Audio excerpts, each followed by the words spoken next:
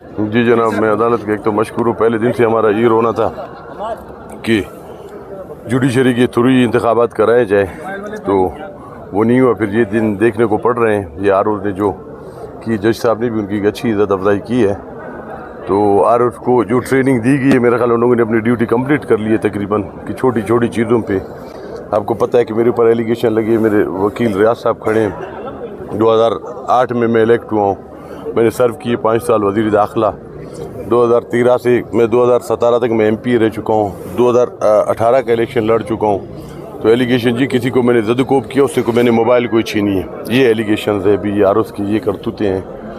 तो मुखालफिन मेरा ख्याल कुछ इसी हथकंडू से कोई रास्ता यही है। मेरा ख्याल अगर जुडिशरी होती तो ये नहीं होता। इन लोगों को थोड़ा सा आसान रास्ता AROs की और DROs के थ्रू मिल रहा है, असिस्टेंट और डिप्टी कमिश्नर के रूप में। तो इसी वजह से मेरा रास्ता रोकना चाह रहे थे सियासी हवाले। हम जमहूरी लोग हैं, सियासी हवाले में खुदने वाले लोग हैं। अल्लाह की फजल करम से हमें अदालत का बड़ा एहतराम है।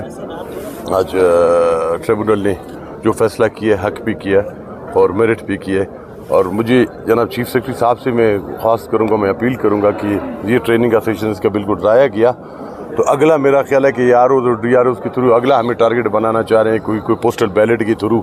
अभी मटेरियल सुनने में आया कि उसको पहुंच गया उनकी दफातर में, तो उस थ्रू अगर कोई छोटा मोटा अगर कोई मसला आ जाता है तो कोई 500,000 वोट की पोस्टल बैलेट के थ्रू पहले ये प्रैक्टिस होते रहे, तो वो भी मेरे ख्याल हम उनके हदफ के निशाने हैं जिसकी।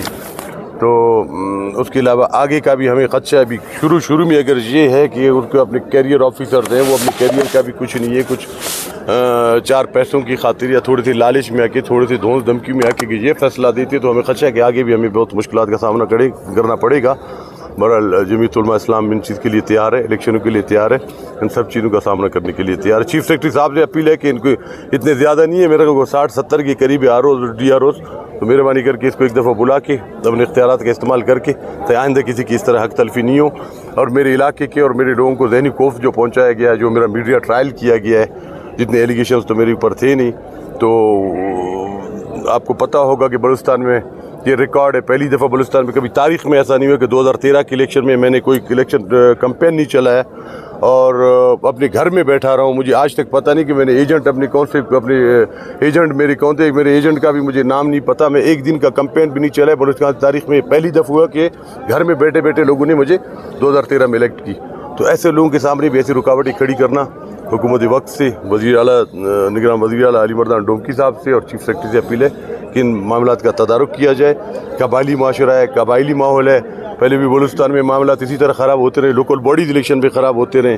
तो इस किस्म के मामला का तदारुक करना चाहिए, जो केयरटेकर गवर्नमेंट है जिसकी जिम्मेदारी बनती है ये चीज़ें और इन चीज़ों को काउंटर करने की। मौलाना साहब ने कहा कि इलेक्शन कुछ अरसे के लिए आगे हो जाए, तो क्या कहते हैं आप? नहीं जी, इलेक्शन के लिए हम तैयार हैं, हम मैदान में। पहले भी हमारी क़यादत कहती रही कि KP में भी ये मामलात हैं, ये मौसम आपके सामने है, हमारी ये गेल बेल्ट है, ये पश्तून बेल्ट है, KP और बलूचिस्तान की हालत आपके सामने है।